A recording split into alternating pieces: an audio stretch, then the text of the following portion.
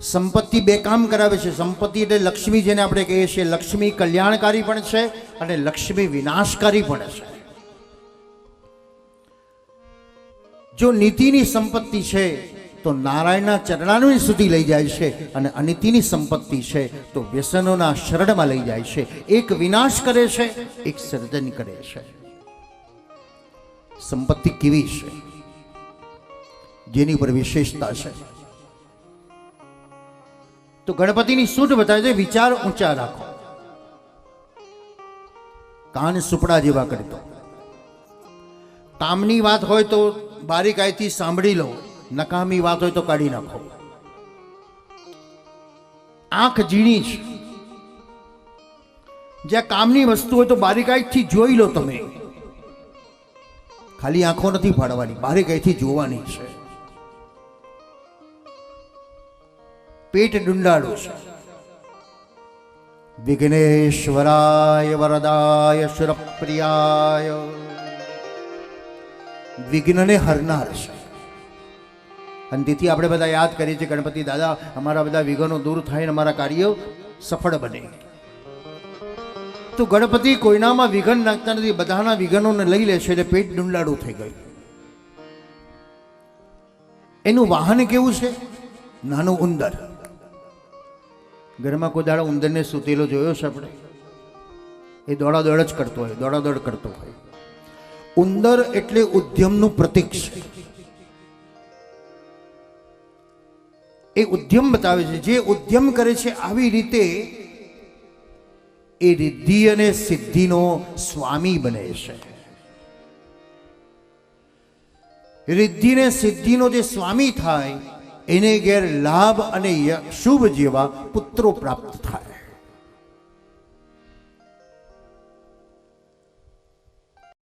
જે આરાધનાઓ છે, ઉપાસનાઓ છે, કલિકાલના જે લક્ષણો છે, શોષણ થવા લાગ્યું. ગાય વાછરડીને ધાવે એટલે શોષણ વૃત્તિ. આજે સમાજ શોષણ કરવા લાગ્યો છે. દુબળો દુબળો પડતો જાય છે અને ધનવાન ધનવાન બનતો જાય છે. આજે ગરીબ અને ધનવાનને કોઈ ચિંતા નથી, પણ ચિંતા કોને છે? મધ્યમ વર્ગને ચિંતા છે. ગરીબ તો માગીને કદાચ ખાઈ શકશે, પણ મધ્યમ વર્ગ તો માગી શકતો નથી. પહેલા કૂવામાં પાણી, બીજા કૂવામાં નથી, અને ત્રીજા કૂવામાં પાણી. એ બતાવે છે આપણને કે ભગવત કૃપાથી તમારી પાસે સંપત્તિ છે, સુખ છે, તો આવી કોઈ વ્યક્તિ જે દુઃખી છે એને થોડી મદદ કરો, એની આંગળી પકડીને ચાલતો કરો. સમાજના ઋણમાંથી મુક્ત બનવું છે તો એક વ્યક્તિને સુખના માર્ગમાં વાળી દો. કાયર નથી બનાવવું, 5-50 રૂપિયા આપીને સંતોષ નથી માનવો, પણ એની આંગળી પકડીને ચાલતો કરી દો. હું તને સપોર્ટ કરું, તું વ્યવસાય કર, તું ભણ, તું કોઈ સારું કાર્ય કર. એક ગામડામાં એક નોકર હતો. એને પોતાના શેઠને વાત કરી, શેઠ, મારા દીકરાને ભણવું છે, ભણવામાં બહુ હોશિયાર છે, પણ પરિસ્થિતિ સારી નથી. એટલે શેઠે દીકરાને બોલાવીને કીધું, બેટા તું ભણ, તારી બધી વ્યવસ્થા હું કરી આપીશ. દીકરો બહુ ખનથી ભણ્યો, બહુ સારી નોકરી મળી, ખૂબ પગાર થયો, સુખી થઈ ગયો. એક દિવસ યુવાને વિચાર આવ્યો કે જે કંઈ મને મળ્યું છે કોના લીધે? જો શેઠે મારી આંગળી ન પકડી હોત તો આ સ્થિતિ ઉપર આવ્યો હોત ખરો? મારે એના કરજમાંથી મુક્ત બનવું છે. બેગ ભરીને રૂપિયા લઈને શેઠની પાસે ગયો. શેઠ, તમારા આશીર્વાદથી સુખી છું. તમે મારા માટે કોઈ હિસાબ રાખ્યો હોય તો બતાવો, મારે વ્યાજ સાથે તમને બધા જ રૂપિયા પાછા આપવા છે. મને તમારા દેવામાંથી મુક્ત કરી દો. શેઠે કીધું, તારે મારા દેવામાંથી મુક્ત થવું છે? હા, પણ તું નહીં થઈ શકો. અરે જેટલું તમે વ્યાજ ગણ્યું એટલો ગણો, વાંધો નહીં, 10% ગણો તોય વાંધો નહીં, પણ મારે તમારા ઋણમાંથી મુક્ત બનવું છે. હું કોરો ચેક આપું, તમારી જાતે રૂપિયા ભરી દઉં. શેઠે કીધું બેટા નહીં બની શકો, તું મારા ઋણમાંથી મુક્ત નહીં બની શકો. તો યુવાને કીધું શું કરું તો તમારા ઋણમાંથી મુક્ત બનું? ત્યારે શેઠ બોલ્યો, આ બેગ ભરીને રૂપિયા લાવ્યો છું ને એ પાછા લઈ જા. અરે શેઠ, તો ઋણમાંથી મુક્ત કેવી રીતે બનાય? સાંભળ, જેમ મેં તારી આંગળી પકડી હતી એવી તું બીજાની આંગળી પકડ અને તારા જેવો બનાવી દે, તું મારા ઋણમાંથી મુક્ત બની ગયો. કેમ ઈશ્વર આપણને રૂપિયા આપ્યા, કેમ જ્ઞાન આપ્યું, કેમ બુદ્ધિ આપી, કેમ કળા આપી? બધાને બધી વસ્તુ નથી આપી. પરિપૂર્ણ ઈશ્વરે કોઈને બનાવ્યો નથી. બધામાં કંઈક ને કંઈક કચાશ છે. એકબીજાની સાંકળ બની જાય તો મજબૂત બની જવાય. સમાજના ઋણમાંથી મુક્ત બનવું છે. એક વ્યક્તિને સુખના માર્ગમાં વાળી દો. પ્રભુના ઋણમાંથી મુક્ત બનવું છે તો એક વ્યક્તિને ધર્મના માર્ગમાં વાળી દો. વિદ્વાન પિથ્યમ ધનુજા કુટુંબમ. ઘરમાં એક ભગવદી આવ્યો હોય તો આખા ઘરને તારી દે, ને ઘરમાં એક વ્યસની આવી જાય તો આખા ઘરને દુખી કરી દે. જીહવાન વક્ત ભગવત ગુણનામધેય. આ જીભ આપણને ભગવાન આપી છે, જે જીભથી ભગવત નામ સ્મરણ થતું નથી, જે આંખથી ભગવત દર્શન થતા નથી, જે કાનથી ભગવત કથા શ્રવણ થતી નથી, જે પગથી પ્રભુની પરિક્રમા થતી નથી, જે હાથથી સેવા થતી નથી, તો પૃથ્વી એમ કે છે આવા જીવો મને ભારરૂપ લાગે છે. જીહવાન વક્ત ભગવત ગુણનામધેય ચેતશ્ચ ન સ્મરતિ તચ્ચરણારવિંદમ. એવા દુષ્ટોનો સ્પર્શ મારી પર થાય તો મને કાંટાની જેમ દુઃખ થાય છે. કલીના જે લક્ષણો બતાવ્યા, પહાડ ઉપરથી પડતો પથ્થર એ અનેક તોતિંગ વૃક્ષોને તોડતો તોડતો ઘાસના ઝુંડમાં આવીને અટકી ગયો. એ પથ્થર નતો, પણ એ ધર્મ હતો. ધર્મ ગૌણ નથી, ધર્મ શાંત નથી, ધર્મ નાનો નથી, ધર્મ એ ધર્મ છે. ભગવાન અત્યારે બોલતા નથી એનો અર્થ એવો નથી ભગવાન નથી. તમે અનુભવ કરો, એ પથ્થર નથી, એ મૂર્તિ નથી, પણ સાક્ષાત ભગવાન એમાં બિરાજમાન છે એવી અનુભૂતિ થવી જોઈએ. એક ચોર મંદિરમાં ચોરી કરવા ગયો. હવે મંદિરમાં કશું દેખાયું નહીં.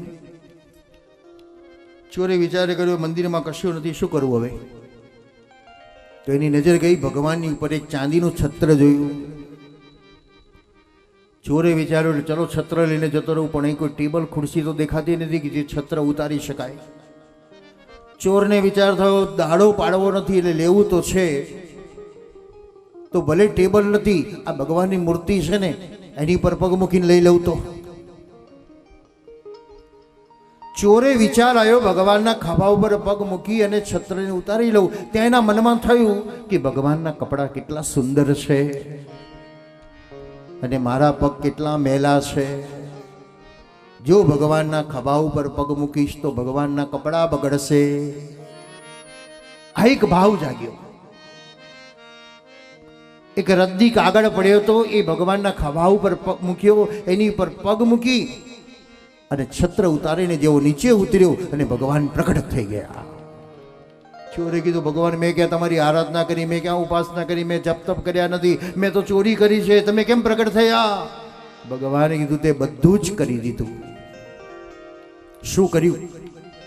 તને ભાવ થયો ભગવાનના કપડા બગડશે, બસ આ અનુભૂતિ કરી. આ મૂર્તિ નથી, આ ભગવાન છે, આ ભગવાને કપડા પહેર્યા છે, એવો ભાવ જાગ્યો તો ભગવાન પ્રગટ થયા.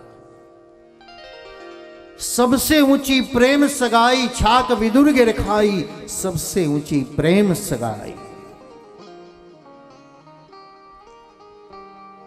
ધર્મ એ નાનો નથી, ધર્મની અનુભૂતિ કરો. કલિકાલના જે 5 લક્ષણો છે,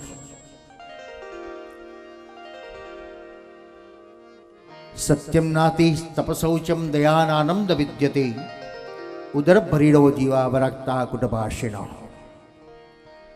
જે સમયે સત્ય નાશ પામશે તે સમય કલી આવશે.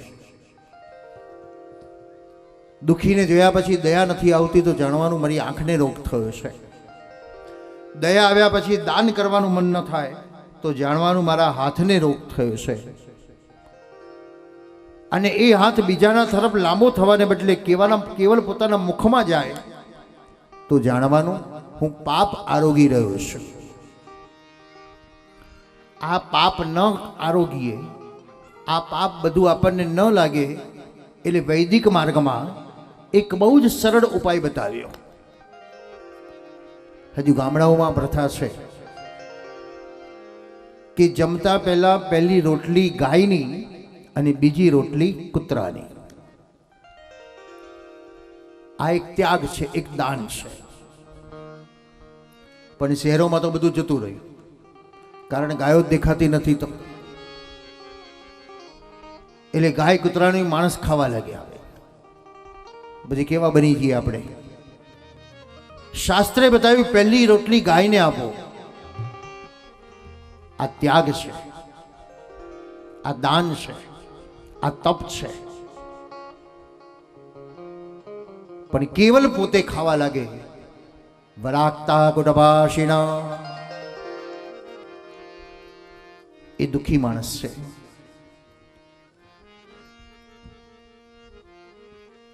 શુદ્ધ પુરાણી વર્ણન કર્યું શૌનકાદી ઋષિઓની પાસે. જે પુરાણોનું વર્ણન બતાવ્યું દેવી ભાગવતના, એના ઉપપુરાણોનું પણ વર્ણન બતાવ્યું. વ્યાસજી અને નારદજીનો જે સંવાદ થયો.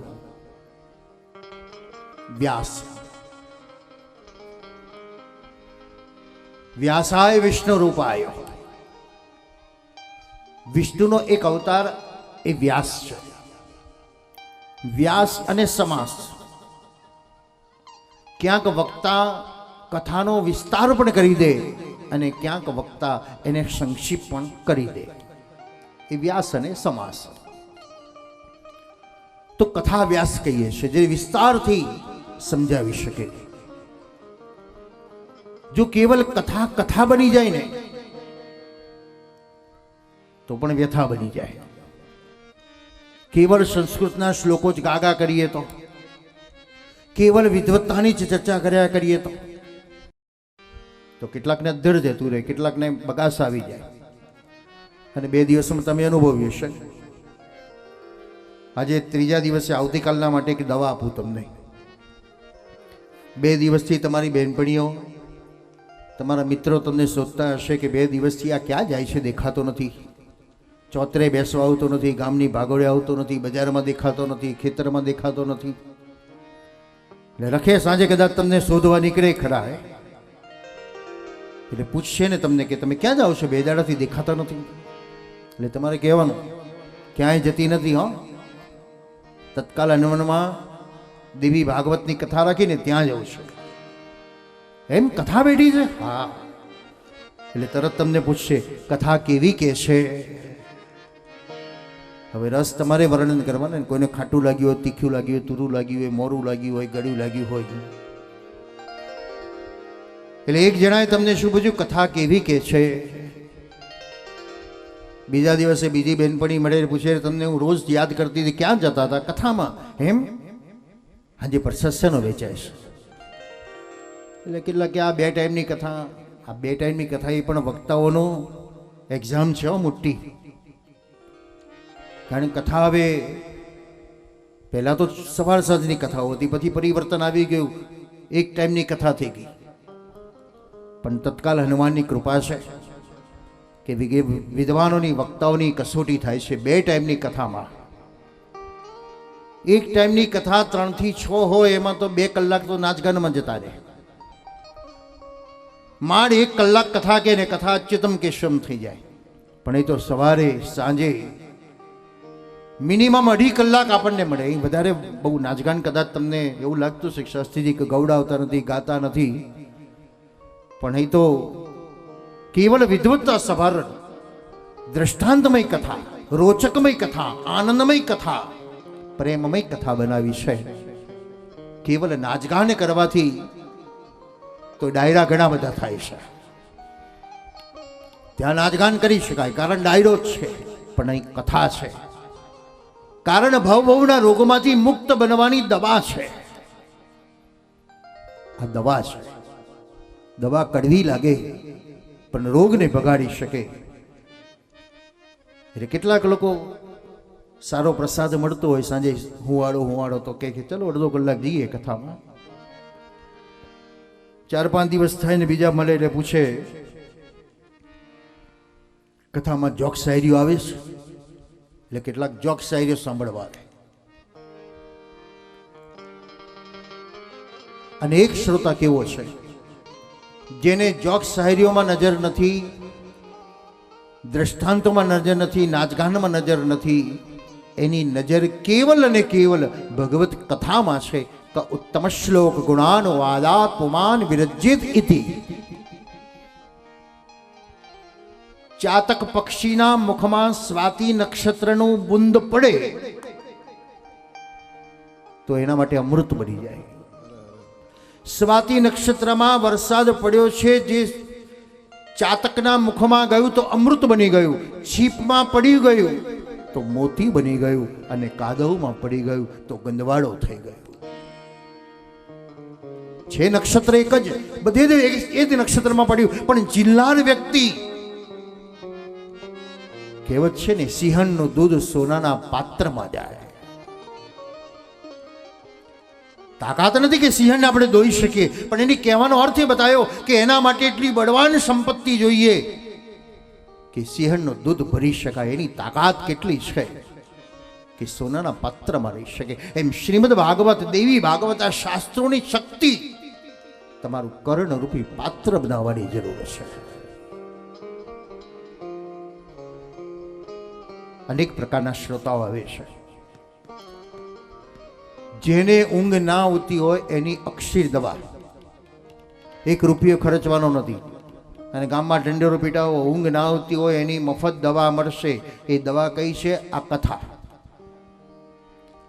બસ અડધો કલાક બેસો ને જો બગાસું આવી જાય છે કે નહીં, ઊંઘ આવે છે કે નહીં, જોકું આવે છે કે નહીં. આવે તો શરમાવાની જરૂર નથી, એ ભગવાનની કૃપા થઈ, તમે ફ્રેશ થઈ ગયા. કેટલા ઉજાગરા થયા, કેટલા થાક્યા હતા, કેટલી દોડાદોડ કરતા હતા, કેટલી દવાઓ ખાતા હતા, છતાં ઊંઘ ના આવી, અને અહીં આવતાની સાથે ઊંઘ આવી ગઈ. કેટલી કૃપા થઈ. પરમ કૃપાળુ શ્રી વલ્લભ નંદન, કેવી કૃપા છે. બજારમાં, મોલમાં બધી જ વસ્તુ મળે છે. આજે શહેરોમાં મોટા મોટા મોલ બની ગયા, નાના નાના બિચારા વેપારીઓનો ધંધો ખડપ કહી ગયો. એક જગ્યાએ જાય એટલે આખા ઘરની બધી જ વખરી મળી જાય. પણ એવા મોલમાં જઈને તમે એમ પૂછો કે મનને ધોવાનો સાબુ છે? બોલો, બધું મળે છે, પણ આ સાબુ તમને કોઈ મોલમાં નહીં મળે. એ વેપારી કહે છે ભાઈ આવી નવી પ્રોડક્ટ નીકળી તો લાય હું વેચવાની શરૂઆત કરું, બતાવો કઈ મળે છે. તો બતાવજો કે અમારા તત્કાલ અનુમાનમાં આવજો. 9 દિવસ સુધી આ પ્રોડક્ટ ચાલુ છે. મનને ધોવાનો સાબુ. તન મેલા મન મેલા ઓર તન કો ધોવે, મન મેલા તન કો ધો. મેલું મન છે અને ધોઈએ છે શરીર. હવે મનને ધોવાનો સાબુ ક્યાં છે? તો આ કથા મનને ધોવાનો સાબુ આપશે. બહેનોની પાસે કડા છે. પહેલાના સમયમાં આપણા બધાના ઘરમાં લીપણ હતા, અને બહેનો લીપણમાં લીપ્યા કરે અને સાવણીઓ માર્યા કરે તો કચરો નીકળ્યા જ કરે. એટલે બહેનોએ ક્રાંતિ કરી, પતિદેવોની સામે હડતાલ કરી. મારે 2 સાડી ઓછી લાવો, પણ ઘરમાં પથરા નંખાવો, ઘરમાં પથરા નંખાવો. એટલે પથ્થર થઈ ગયા. વારે ઘડીએ સાવણી મારવાની ઝંઝટ જતી રહી. એકવાર કચરો વાર્યો, બેન શાંતિથી બેસવા ગયા, અને જેવો હાથ ફર્યો તો ઝીણી ઝીણી રચકણો દેખાઈ. એટલે બહેનોને ગંદવાડો ગમે નહીં.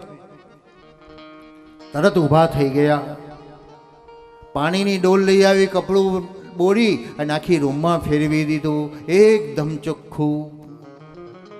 પણ ઘરમાં મહેમાનોની અવર જવર વધારે એટલે ફરી પાછો કચરો આય કરે, વારે વારે કચરા પોતું કરવા પડે.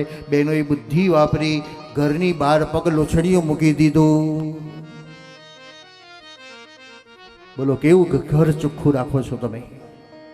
બસ જેવું ઘરને ચોખ્ખું રાખવા પ્રયત્ન કરીએ છીએ એવું જ આ શરીરરૂપી ઘરને ચોખ્ખું રાખો. હવે આના માટે સાબુ સોડા કયો? તો સેવા સ્મરણ એ સાબુ સોડા છે. કોની સેવા કરવાની પાછો એક પ્રશ્ન છે.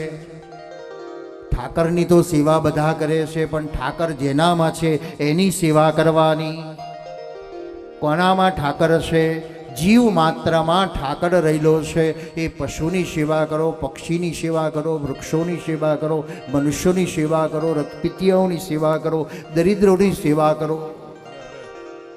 આ સેવા એ સાબુ છે.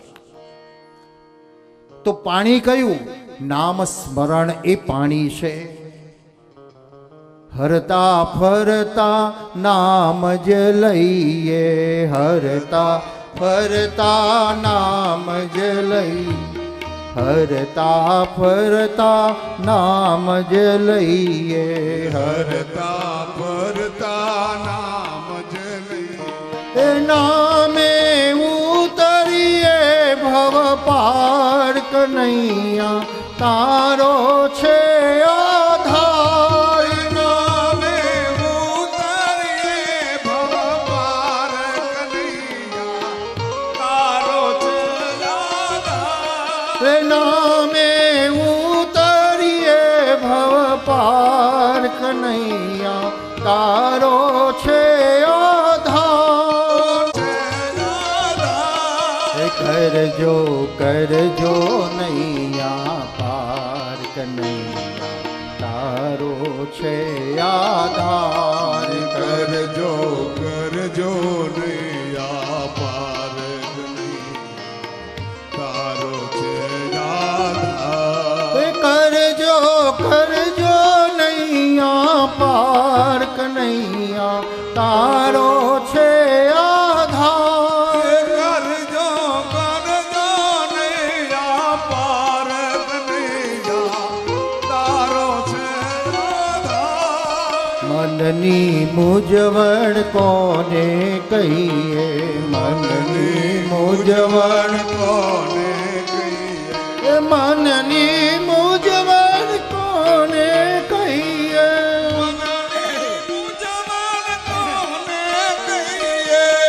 હરતા ફરતા નામ જ લઈએ, હરતા ફરતા નામ જ લઈએ. એ નામે ઉતરીએ ભવ પાર કનૈયા, તારો છે આધાર. નામે ઉતરીએ ભવ પાર કનૈયા, તારો છે આધાર.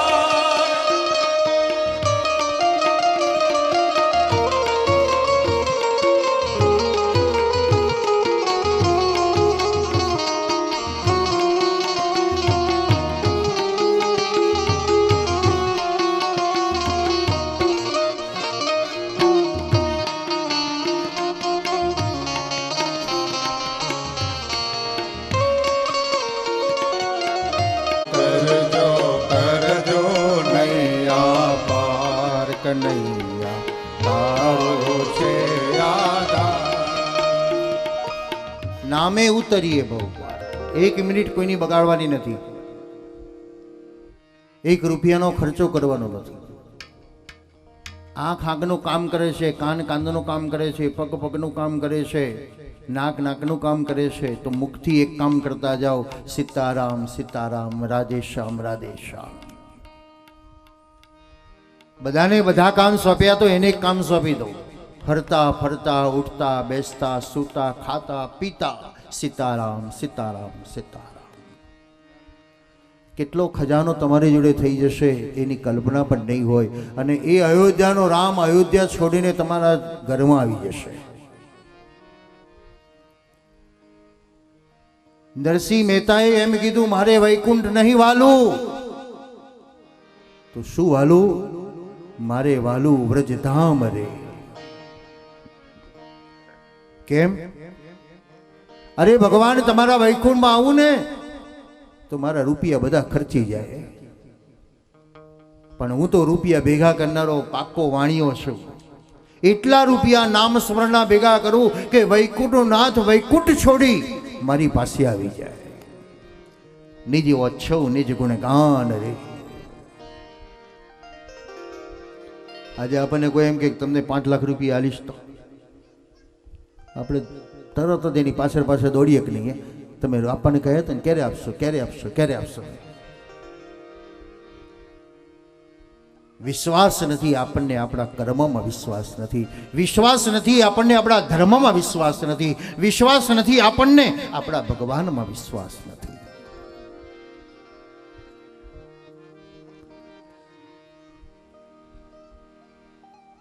એક ધનવાન શેઠે વ્રજમાં યાત્રા કરવા ગયો અને વ્રજમાં જઈને એક સંતને જોયા એટલે કીધું કે ભાઈ તમે મારા ગામમાં આવજો, અમારા ગામના બહુ સુખી પટેલિયાઓ છે, બધા તમને રૂપિયા હાલશે ને મોટો બંગલો બનાવી દેજો.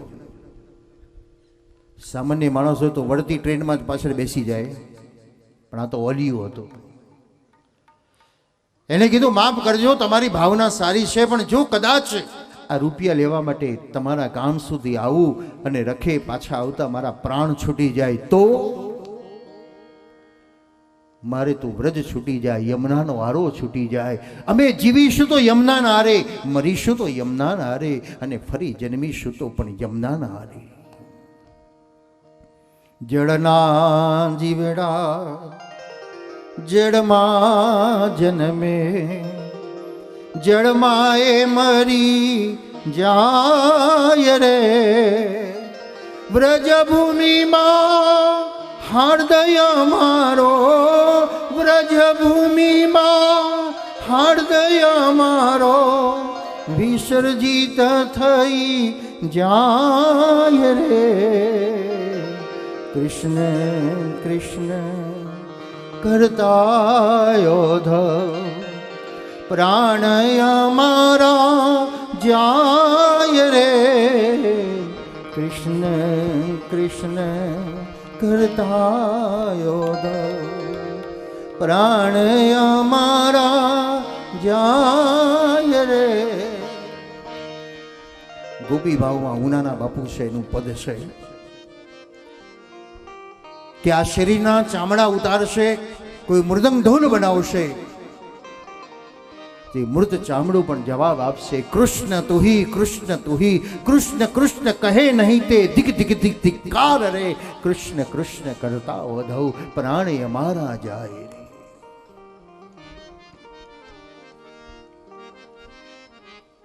અદ્ભુત જી લીલાઓ છે.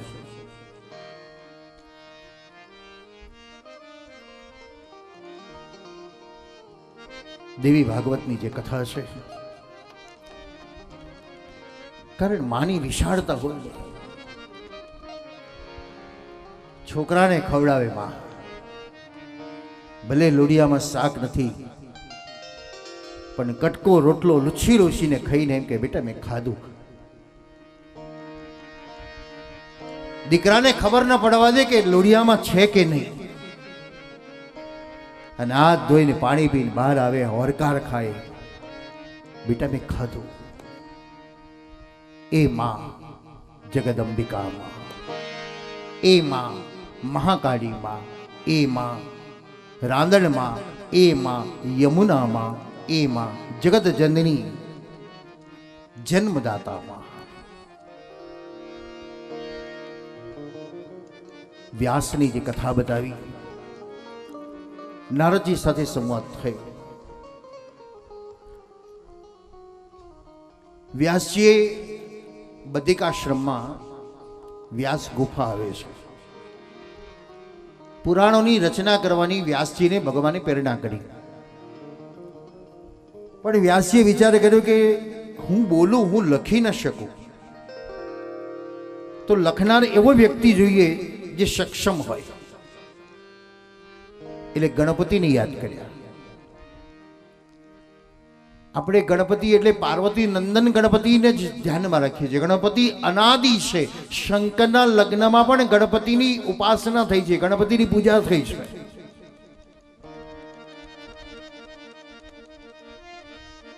તો ગણપતિ પ્રગટ થયા.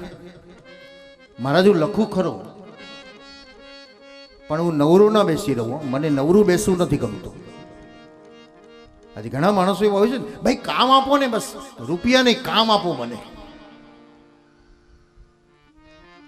એ ગણપતિ કીધું હું કામ કરીશ પણ નવરો નહીં બેસું. એટલે વ્યાસજીએ કીધું કે એક કામ કરવાનું, હું જે કંઈ બોલું એને સમજી વિચારીને લખવાનું, ખાલી લખી નહીં નાખવાનું. એટલે વ્યાસજીને પોતાનું કામ કરવું હોય તો એવો ગુઢાર્થ મૂકી દે, એવો એક ગહન શબ્દ બોલી દે કે ગણપતિ વિચારે કરે અને લખવા જાય ત્યાં સુધી વ્યાસજી પોતાના કામ પૂરા કરી દે. વ્યાસાય વિષ્ણુ રૂપાય, વિષ્ણુનો અવતાર જે વ્યાસ છે, નારદની સાથે જે સંવાદ કર્યો, વિષ્ણુને બ્રહ્માએ પણ સંવાદ કર્યો અને વ્યાસજીને દેવીની ઉપાસનાનો એક માર્ગ બતાવ્યો. હયગ્રીવ અવતારની જે કથા છે, પ્રથમ સ્કંદમાં હયગ્રીવ દાનવ છે. એ દાનવની જ્યારે ઉત્પત્તિ થઈ, એટલો બળવાન છે. પ્રત્યેક રાક્ષસો, પ્રત્યેક દાનવો બળવાન છે. શક્તિ, સત્તા, સંપત્તિ બધું જ છે, પણ એની પાસે એક વસ્તુ નથી, એનો ઉપયોગ કરતા નથી આવડતું. આજે આપણે બધા આવું જ કરીએ છીએ. રૂપિયાની જ્યાં છોડો ઉડે છે એટલે 5 લાખના ટેટા ફોડી નાખો.